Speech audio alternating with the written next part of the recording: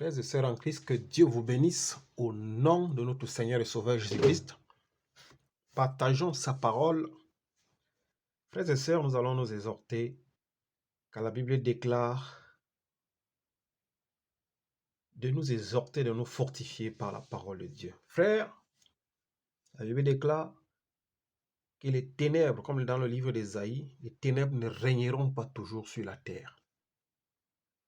Mais quand on ne veut pas que les ténèbres règnent sur la terre ou dans nos vies, nous devrions avoir un Dieu sur qui nous comptons et un Dieu qui est puissant. Parce que quand on parle des ténèbres, c'est le mal. C'est l'ennemi, c'est le diable en personne. Alors, comment fuiras-tu le mal si tu n'as pas Dieu? Comment fuiras-tu le mal si tu n'as pas une couverture divine, une protection divine? Comment pourras-tu quitter le péché si tu n'es pas appelé par Christ lui-même? C'est ce que nous allons faire dans toutes nos interventions. Nous allons aller dans le livre de Ésaïe. C'est là où nous allons commencer notre prière. Nous allons tout simplement essayer de prier Dieu, mais par sa parole. Quand tu pries Dieu avec sa parole, c'est comme si tu le rappelles ce que lui, il a dit. Et quand tu rappelles à Dieu, c'est dire. On dit que Dieu n'est pas le fils d'un homme pour mentir, ni un être humain pour se repentir. Alors la meilleure façon de prier, c'est avec la parole de Dieu. Tu prends la parole de Dieu, tu dis à Dieu, Seigneur, que cette parole prenne vie dans ma vie, et tu crois en cette parole au nom puissant de Jésus-Christ, et elle se manifeste. Parce qu'on dit que la parole était avec Dieu dans le commencement, cette parole qui est Dieu. C'est Jésus-Christ qui est la parole. Alors si tu crois à la parole de Dieu, tu demandes à Dieu par sa parole, par ses écritures, de t'accorder ce que ces écritures déclarent, tu seras guéri, délivré. Ésaïe 53, verset 5, frères et sœurs, nous dit, mais lui, il a été blessé à cause de nos transgressions, brisé à cause de nos fautes. La punition qui nous donnait la paix est tombée sur la punition qui nous donne la paix est tombée sur lui. Et c'est par ces blessures que nous sommes guéris. Frères et sœurs, nous voyons ici que le plan de Dieu, c'est de sauver l'homme. Parce qu'au départ, l'homme était condamné par ses actes pécheresses, sa nature pécheresse. Tout homme né d'une femme est pécheur, quoi qu'il le fasse. Parce que depuis Adam et Ève, nous sommes tous des pécheurs. Et après ça, nos parents à nous ont commis des péchés avant de nous donner la vie. Et nous venons, nous commettons encore des péchés, chacun selon ses péchés qu'il a commis. Et il y avait des condamnations pour toute personne. En fait, toute personne qui n'a pas Jésus-Christ est dans les ténèbres. Et toute personne qui ne connaît pas Christ est condamnée par le péché. Donc tu es fils de Satan d'office parce que tu ne connais pas encore Christ. Nous allons voir, selon les prières que nous allons faire, que c'est en connaissant Christ que tu deviens libre et totalement libre. Donc au départ, nous étions tous condamnés par le péché. Et nous voyons ici que Christ est venu porter nos transgressions, les punitions qui nous étaient réservées, le châtiment qui nous était réservé à tous les pécheurs. Christ est venu le porter afin que quiconque croit en lui soit sauvé. Frères et sœurs, allons dans le livre de Jean, dans le Nouveau Testament. C'était important que nous voyons d'abord que tout homme est pécheur. C'est pour ça que Christ est venu porter le châtiment qui nous était réservé.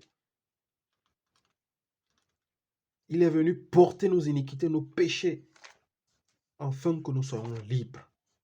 Parce que sans Christ dans ta vie, tu es condamné à vie. Et tu vivras les ténèbres, tu vivras l'enfer si tu ne connais pas Christ. Un homme ou une femme qui meurt sans connaître Jésus, mais je dis connaître Jésus comme Seigneur et Sauveur, est condamné. Alors tout enfant qui va vers Christ quitte sa vie pécheresse, quitte ses liens de condamnation et devient enfant de Dieu. Il devient co-héritier du Christ.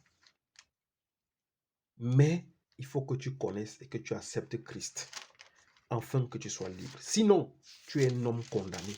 Même si tu meurs, on appelle le pape, le bishop, pour venir prier pendant ton deuil, ça ne changera plus rien. Mais de ton vivant, si tu n'auras pas connu Jésus-Christ, tu es condamné à vivre dans l'enfer. Jean 8, 36, nous allons commencer notre petit moment de prière, de fortification par la puissance du Saint-Esprit. Car la Bible déclare, nous n'avions pas reçu un esprit de timidité, mais un esprit d'autorité, de puissance et de force et de paix.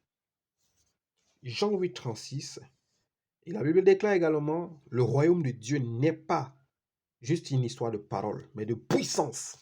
Alors, il faut que nous sachions vivre la puissance de Dieu. C'est cela qui prouve que nous avions l'Esprit de Dieu. C'est cela qui prouve que nous avions l'ainsi dit l'Éternel. C'est cela qui prouve que notre Dieu est puissant. Christ, dans le temps, il savait que les hommes étaient incrédules. Mais il les guérissait. Mais il connaissait leur cœur. Mais il guérissait quand même, malgré l'incrédulité des hommes. Il y a d'autres qui demandaient, crois-tu au Fils de Dieu? Certains ont cru. D'autres qui ont été guéris sont partis, même pas regarder derrière. Ils n'ont même pas voulu savoir qui était celui qui les a guéris. Mais Christ, dans sa miséricorde, guérissait. Et il est le même aujourd'hui, hier et puis éternellement. Il continue à guérir. Mais ça dépend du degré de ta foi. Car il dit qu'il te sera fait selon ta foi. Que tu croies ou que tu ne croies pas, il te sera fait selon ta foi. Jean 8, 36 nous dit, si donc le Fils vous libère, vous serez réellement libre. Comme je disais, l'être humain au départ, depuis le ventre de ta mère, tu es condamné à vivre le mal. Tu es condamné parce que tu n'es pas libre. Parce que les humains ont péché depuis la création, depuis Adam et Ève, et tes parents ont vécu dans le péché. La Bible déclare que Dieu punit jusqu'à la 3e et la 4e génération. Donc toute personne qui ne connaît pas Christ est condamnée à vivre les ténèbres. Tu es dans les ténèbres et tu vas naître dans les ténèbres, tu vas vivre dans les ténèbres et tu seras condamné à perpétuité. C'est pour cela qu'il est important de connaître Christ, parce qu'on dit ici, si donc le Fils vous libère, vous serez réellement libre. C'est pour te dire, mon frère, ma soeur, que beaucoup d'entre nous ne sont pas réellement libres. Beaucoup d'entre nous vivent des condamnations, mais physiquement tu es libre, mais spirituellement tu n'es pas libre. C'est pour ça qu'on a fait une vidéo où on parle des réclamations sataniques. Satan te réclame toujours par tes péchés. Pourquoi? Parce que tu n'es pas réellement libre en Jésus-Christ. Alors nous voulons prier aujourd'hui, afin qu'au nom de Jésus-Christ, que tu sois réellement libre en le connaissant. Que Jésus-Christ te libère de tous les pièges, des chaînes et des condamnations familiales et ancestrales. Que Jésus-Christ te libère de tout lien mystique, satanique et démoniaque. Que Jésus-Christ te libère de tout plan calamitique, maléfique et satanique qui a été dressé dans ta vie depuis ta naissance. Que Jésus-Christ te libère de toute force obscure et ténèbres qui te tenait. Que Jésus-Christ te libère de toute puissance qui te tient avec ses griffes. Il y a des hommes et des femmes qui sont tenus par le dragon ancien. Il y a des hommes et des femmes qui sont tenus par des forces mystiques et sataniques. Tu n'es pas libre.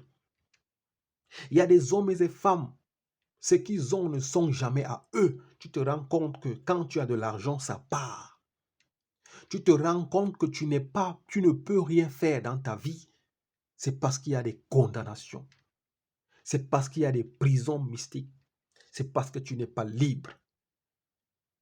Mais la Bible te rappelle dans Ésaïe 53, 5 que Christ a porté le châtiment qui t'était réservé.